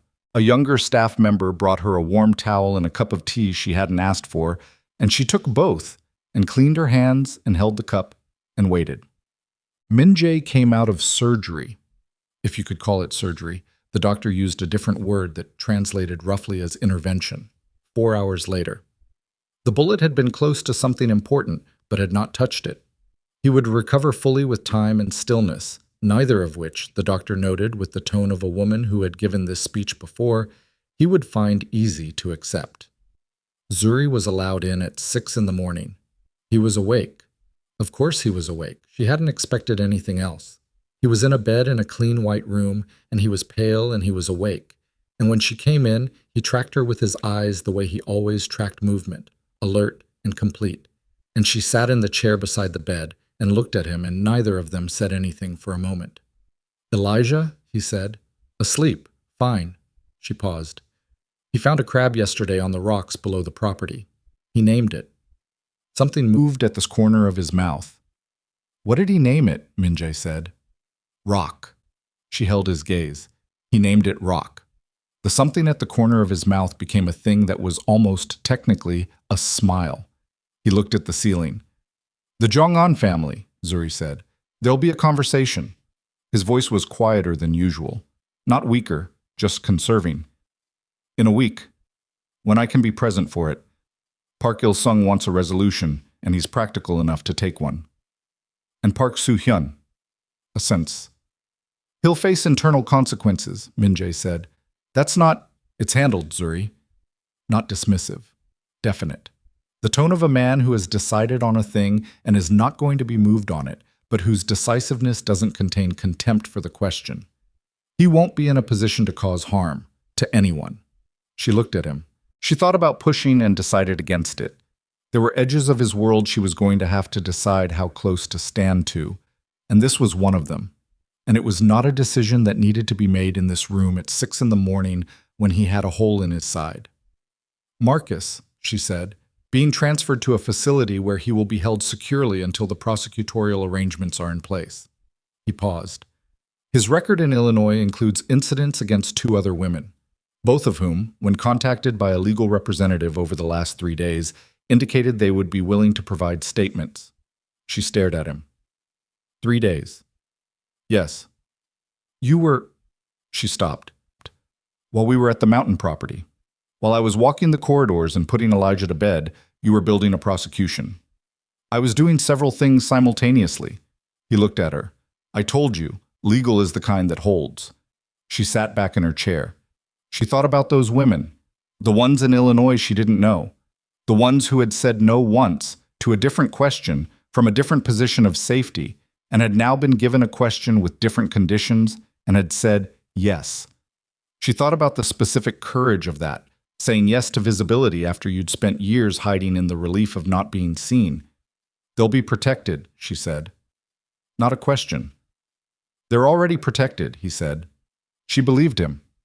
She looked at him in the white room in the morning light, with all the machinery of his world humming quietly around him. The organization, the relationships, the 12 years of cultivated influence pressing in a particular direction on Marcus Reed's future. And she felt the complexity of what she was inside of. Because it was not simple, it was not clean. This man had done things she didn't know about fully, and some things she did know about partially, and all of it existed in her, alongside the fact that he had taken a bullet in a warehouse at the port of Incheon without flinching, and had spent 3 days building a legal case against her abuser, and had said the child exists in a tone that she now understood meant Elijah's existence had changed something in his calculus in a way that had nothing to do with strategy. She was not going to pretend it was simple. She was going to sit with the complexity of it and deal with it honestly, because that was the only way she'd found to deal with anything that mattered. You should sleep, she said. Probably. You're not going to. Probably not. He looked at her. You should go get your son. I'm going to. In an hour. She didn't move. I want to stay another hour. He looked at her for a moment. Something in his face, that quality she'd seen in the warehouse, that brief openness, the thing that happened when he stopped calculating. All right, he said. She stayed. Well, she brought Elijah back to Seoul 6 days later. Not to her apartment. The apartment was a different question, one she'd have to answer eventually. Whether she wanted to go back to the space where Marcus had stood in her hallway, whether she wanted to rebuild there or build somewhere else. She'd answer it when she was ready. In the meantime, Ji-young had offered her spare room with the directness of a woman who did not make offers she hadn't fully considered, and Zuri had accepted with the same directness. Elijah reacclimated to Seoul with the flexibility of a child for whom stability was less about location than about the presence of specific people. He wanted his toys. He wanted Ji-young's cooking. He asked twice about Min-jae, not with any particular anxiety, just the practical curiosity of someone cataloging their world. And Zuri answered honestly, in child-appropriate terms, that Min-jae was someone who had helped them and was getting better. Is he our friend? Elijah asked. Yes, she said. He's our friend. Elijah processed this and asked for his toys. She went back to work 12 days after the gala. Director Choi reinstated her without ceremony, which was his style, and she accepted without ceremony, which was hers, and they did not discuss the photographs or the tabloid coverage or the week-long suspension, because both of them were professionals who understood that the thing to do with disruptions was to return to the work. She was good at the work. She had always been good at the work. It turned out that nothing that had happened had changed that. Marcus's legal situation developed over the following weeks in ways she was kept informed of but did not involve herself in directly.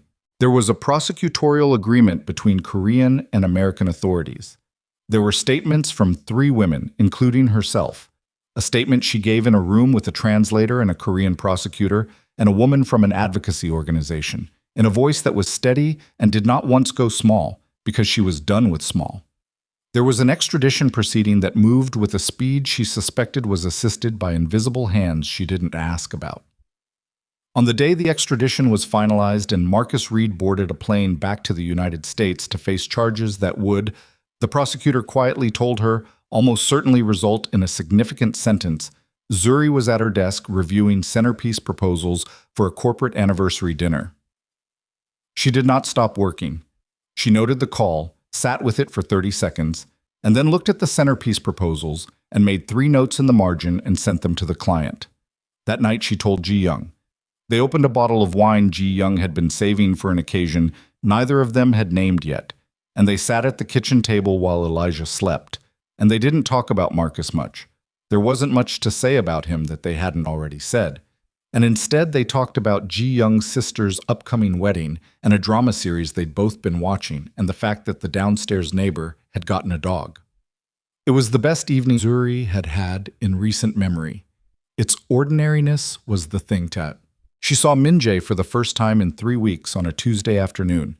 He looked better than she'd expected, which meant he looked like himself, which meant the pale, conserving quality of the hospital room had been replaced by his ordinary manner, and the only indication of what had happened was the slightly careful way he moved when he lowered himself into a chair across from her at a table in a quiet restaurant in Jongno that she was beginning to understand was one of the places where he existed in the world without arrangement or performance. She'd asked to meet.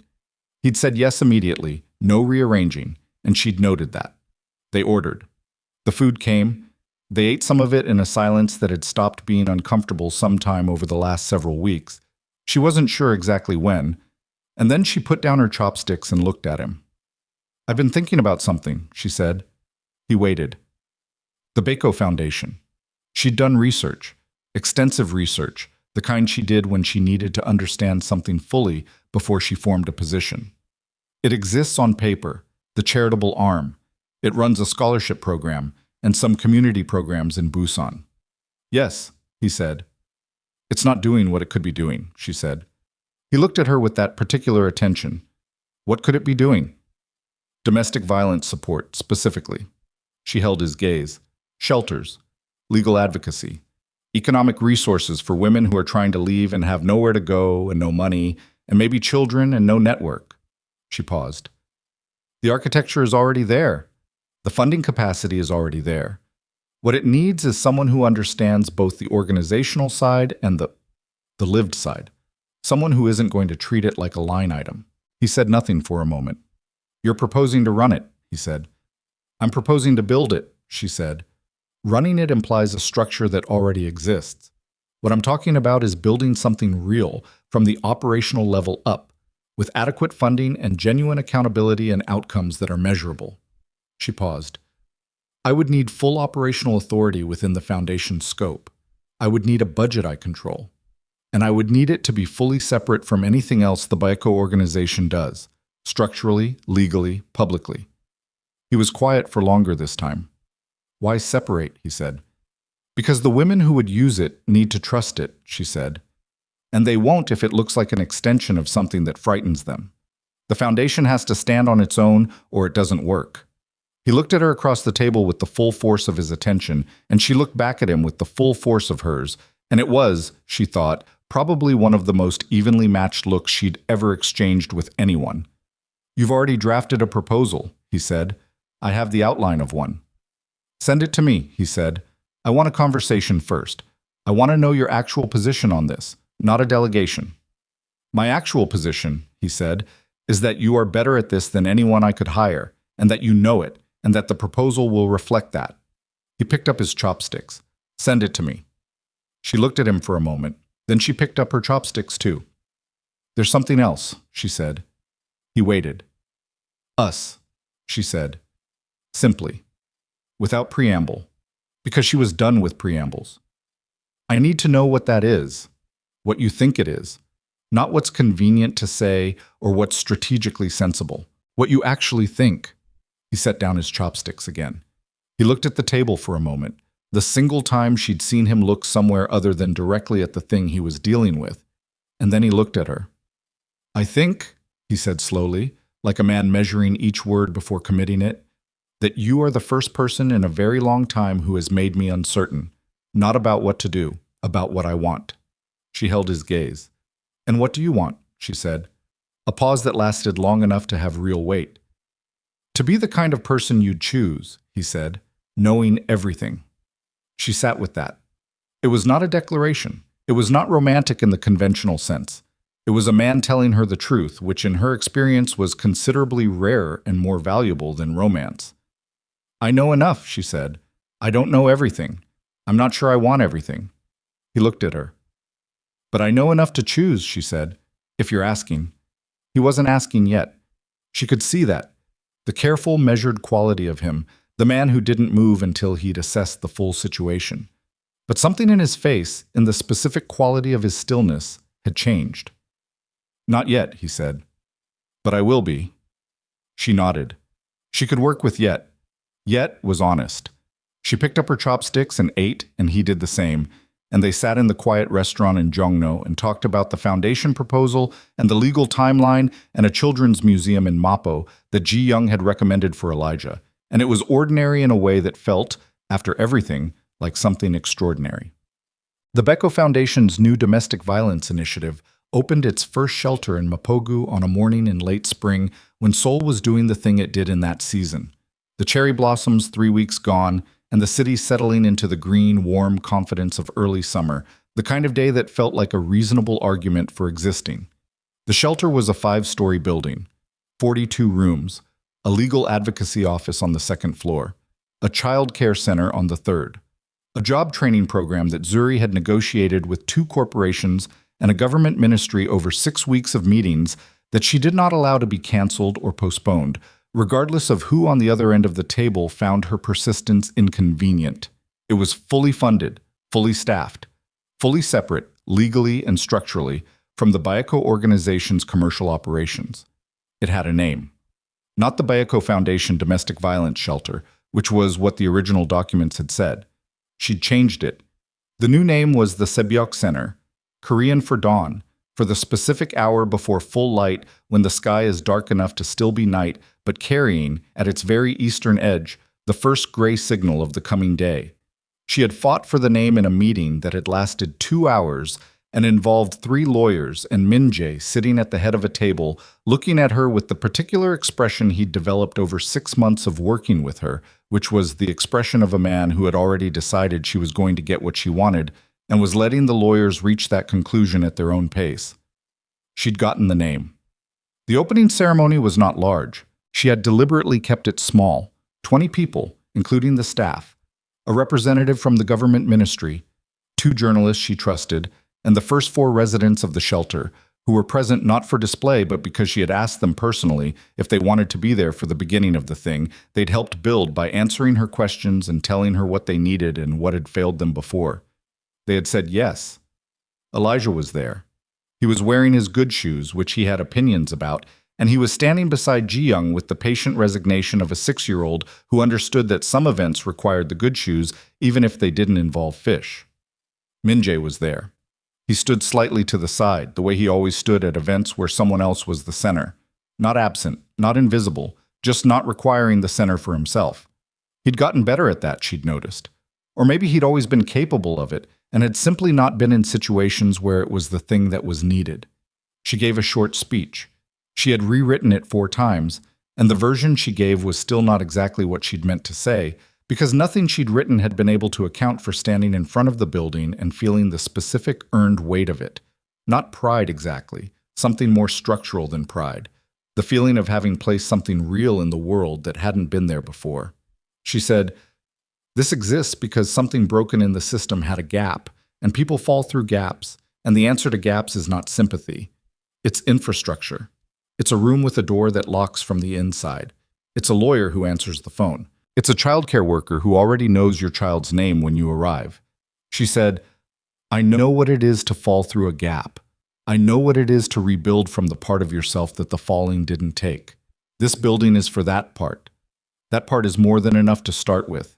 She said one more thing that she hadn't planned to say, which was, "Nobody gets to this kind of beginning alone." And she looked at Ji Young when she said it, and at the four women standing to her left, and last at Min-jae. And he held her gaze with that steady, unperforming attention, and she looked away before she said something she wasn't ready to say publicly. After, when the journalists were speaking with the ministry representative and Ji Young was showing Elijah the child care center's toy selection, which would distract him effectively for several minutes, Min-jae came to stand beside her on the front steps. They looked at the street, a normal Seoul street in early summer. Trucks, pedestrians, a street vendor 2 blocks down selling fish cakes, a taxi with one broken taillight. "It's good," he said. "Quiet," meaning the building, the whole thing. "It's the beginning," she said. "There's a second location I've been looking at in Songpagu. The funding structure needs to be different there. There's a government partnership available that I want to pursue before someone else takes it." He made a sound that wasn't quite a laugh but was in the neighborhood. "What?" she said. "Nothing." He paused. "You're already at Songpagu." "I'm always 3 steps ahead. It's how I work." She looked at him sideways. "You know that by now." "I know that by now," he said. They stood for a moment in the ordinary morning. "Elijah asked me something," Min-jae said. He said it carefully, with the quality of a man delivering information he's been holding for the right moment. She looked at him. "Last week, when I came to Ji Young's for dinner," he looked at the street. "He asked if I was going to live with you." She felt her breath shift. "What did you say?" she said. "I said, I didn't know yet." A pause. "He said that was okay. He said some things take a long time to figure out." Min-jae was quiet for a moment. "He's 6. "He's an old soul," she said. "Yes." Another pause. "I told him I was working on it." She stood on the steps of the Seoul Center in the early summer morning and felt the specific weight of a life that had survived itself. All the broken parts, and the running, and the 2 years she'd lost, and the terrified woman who had crashed into a stranger at a charity gala and made one desperate, necessary ask. She felt the weight of all of it, and it was heavy, and it was hers, and she was not interested in putting it down. "He's right," she said. "Some things take time." Min-jae nodded. "I'm not in a hurry," she said, "but I'm also not going backward." "I know." He turned to look at her, full attention. The way he looked at things he was certain about. "I'm not interested in backward either." She held his gaze. Inside she could hear Elijah, his voice carrying through the open door, the particular bright insistence of a 6-year-old who had found something of interest in a toy box and needed witnesses. Ji Young's answering voice, warm and amused. She breathed in. The street smelled like fish cakes and exhaust, and the faint green note of early summer, and the building behind her was real and solid, and had 42 rooms and a child care center and a legal office, and a name that meant the hour before the light fully comes.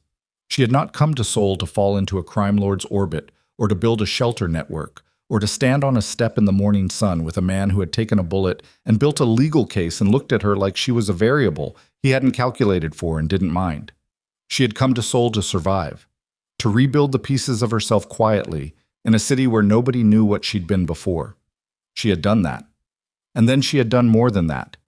And then, on a night when a man she was afraid of had smiled at her across a ballroom, and she had made one desperate, necessary decision, she had done something she couldn't have predicted, and built a life so different from the one she'd been running from that the distance between them felt, standing here in the morning, like an almost incomprehensible span. She had not done it without cost. She would not do what came next without cost either. There was no version of a meaningful life that did not require the pain of costs, and she was no longer interested in the illusion that there was. Kang Min-jae stood beside her on the steps of the thing she had built and said nothing, which was often, she had learned, where he was most fully present. Not in words, in stillness. In the particular quality of being a person who had decided to be in a place and was simply, entirely, there. "Come inside," she said. "Elijah wants you to see what he found."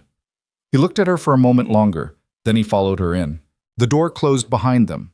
Not dramatic, not final in any cinematic sense, just a door doing its ordinary work.